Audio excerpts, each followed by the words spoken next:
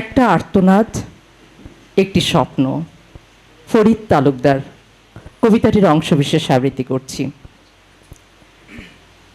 চির স্বপ্নগুলো আজ দিগন্তের দলিল রেখায় ধূসর।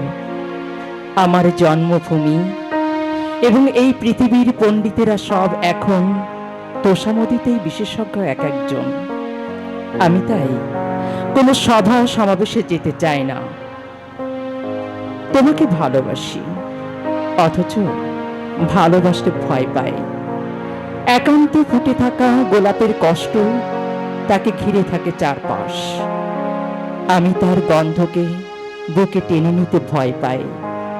অপ্সরা নগরীর মাস্তুলে আমি শুধু বেদনার শিখাকেই পড়তে দেখি। প্রতিটা আর্তনাদের সাথে আমি এক একটি স্বপ্নের আত্মাকে মরে যেতে দেখি। আমি দেখি মানুষ কোটিপতি হওয়ার জটিল সূত্রগুলো খুব সহজে বুঝে ফেলে। মঙ্গল গ্রহ চাঁদে যাওয়ার কলা কৌশল আত্মস্থ করে, জোট আর সংস্থা করে।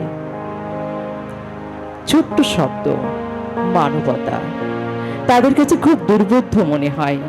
মানুষ নাম নিয়েও তারা তা বুঝতে পারে না। বিভিন্ন মায়ের জঠরে জন্ম ওদের, বিভিন্ন সময়ের জঠরে জন্ম ওদের, কিন্তু এখন ওরা এক সবাই।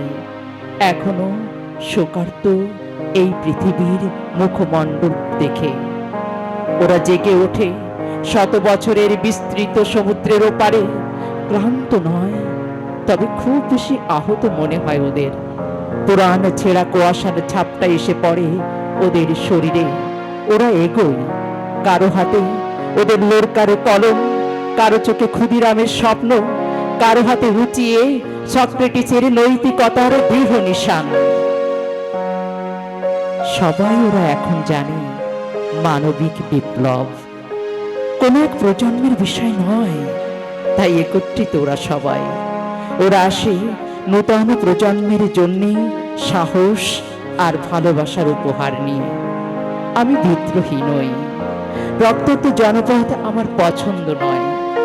মন খোলা বাতাসের মতো আমি ভালোবাসার নদীতে উঠতে চাই। আগন্তুক তোমার যৌবনের ঠিকানায় হাঁটু গেড়ে ভিখিরি হতে চাই। কিন্তু আমার চারপাশ ঘিরেই শুধু মৃত্যুকূপ। পথের দুপাশে প্রতিদিন আমি ফুল শিশুদের খুন হওয়া স্বপ্নকেই পড়ে থাকতে দেখি, যা আমাকে একটু একটু করে সাহসী করে তোলে। ভালোবাসা আমাকে সাহসী করে তোলে। আমি ড্রামের শব্দ শুনতে পাই। আমি দেখি তরুণ সৈনিক তার মারণাস্ত্রের শিক্ষাকে ভুলে গিয়ে শান্তির পতাকাকে স্যালুট করে। বৃক্ষের সবুজ পাতায় দুলতে থাকা ক্রমবর্ধমান ড্রামের ধ্বনিকে স্যালুট করে।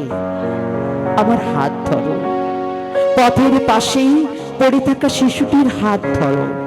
দেখো, পুরানো লিপির সংকলন নিয়ে কেঁপে কেঁপে উঠছে সব প্রাচীর ইমারত। এ ভালোবাসা নিঃসংকোচ, এ ভালোবাসা নির্ভীক, এ ভালোবাসা রক্তের বিনিময়ে রক্ত দাগ মুছে ফেলার, এ ভালোবাসা কেতাবি ঢঙে খুনি সভ্যতার বিপরীতে মানবতার জয়।